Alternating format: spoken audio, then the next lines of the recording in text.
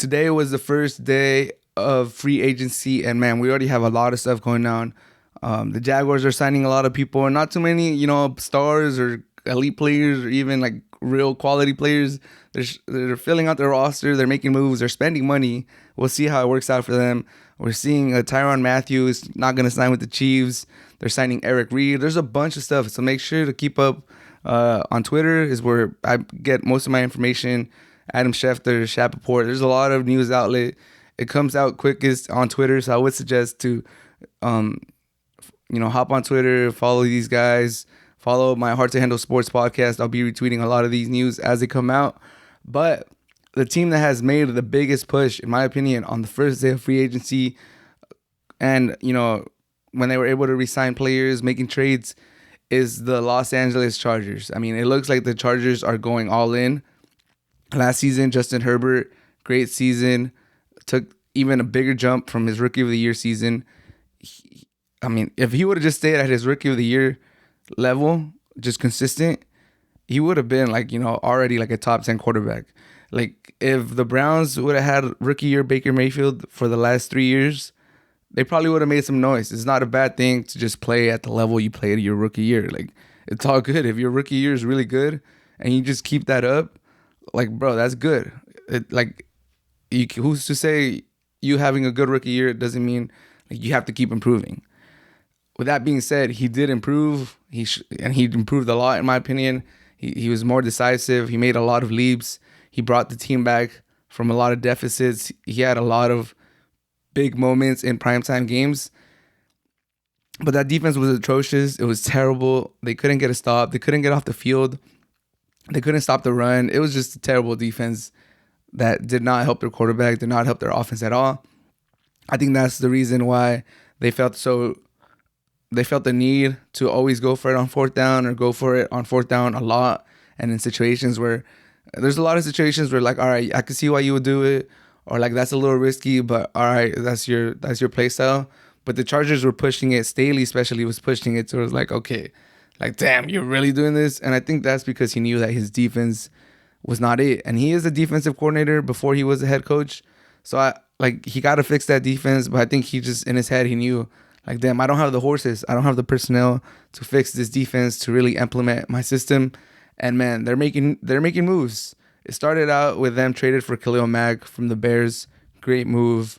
You have Bosa on one end. You have Khalil Mack on the other end. That's elite pass rushing right there. That's probably bookend defensive ends. Probably the best in the league as far as bookend defensive ends. And on the first day of free agency, they signed J.C. Jackson, the number one corner in free agency. Probably up there as the number one free agent. If you have Devontae Adams, really a free agent, he could have been up there. J.C. Jackson, there's other people, but J.C. Jackson definitely deserves to get paid. The Chargers pay him. They now have an elite number one corner. We'll see how he plays in the Chargers defense. Could he have been a system player per se, or a product of Bill Belichick and the Patriots defense? We'll see. I think he is a really good corner, so they paid him. He's gonna get his money. They needed a corner, and he fills that void. They also signed Sebastian Joseph Day, defensive tackle from the Rams. Like I said, that run defense was atrocious. This signing should help. It will help him, be somewhat better at run stopping, at stopping the run. And they still got to, get more bodies in there through the draft. But those three signings and trades, Khalil Mack, J.C. Jackson, Sebastian Joseph Day, that's already going a long way. That's already improving that defense. The Chargers are getting their horses. They re-signed Mike Williams for 28 year, which looks like a bargain. It looks like a bargain when you think that Christian Kirk just got a contract that's minimum 17 a year, and it could go up to 21 a year, and he hasn't really done anything. I think he has 3 or 4 career 100-yard games in his whole career. That's insane. So the Mike Williams contracts is starting to look better and better as these other contracts are coming out. Khalil Mack, good trade. Bookend defensive ends. J.C. Jackson, elite cornerback, should help him out in the back. Sebastian Joseph Day. They still have Derwin James. They still got Bosa. The Chargers defense could be scary, man. If you're on fantasy defense, if you play fantasy, the Chargers are starting to shape up as one of these defenses that could really get you a lot of points, get you turnovers, get you defensive touchdowns. The Chargers are tooling up, man. It looks like they're going all in. I like to see it. I love to see when teams go all in. I love that when the Rams did it. I love it when the Bucks did it. It looks like the Chargers are going all in. And like, it's not just all in for this season. Like I said, Khalil Mack still has a lot left in the tank, I would say. He hasn't been as elite with the Bears, but it's the Bears. They're always behind. Like, the other teams could tee off on him, could run the ball.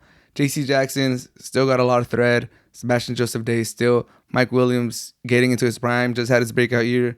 And Justin Herbert is barely going into his third year. Like, Chargers going all in, but they could be going all in for like a lot of years because Justin Herbert is so young. So I'm very pumped. To see how the Chargers are going to play next season. I'm excited to see how that defense is going to look and how Justin Herbert, that division looks very, very entertaining.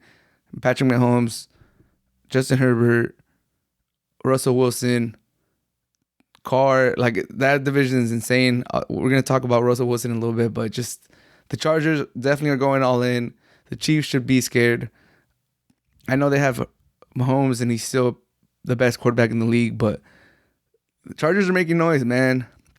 Tom Telesco, he's doing his thing. I know a lot of Chargers fans hate on him, and probably rightfully so. He's made some questionable decisions, but he started day one of free agency really knocking it out the park.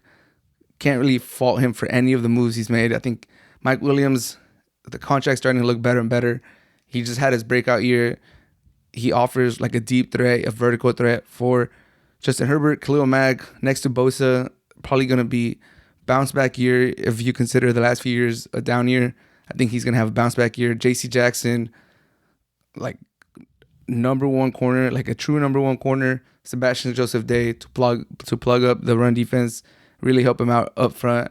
Like, I can't find a fault with any of these moves. Maybe the contracts if you really want to nitpick, but I don't think so. They had the cap space. I think the contracts are solid.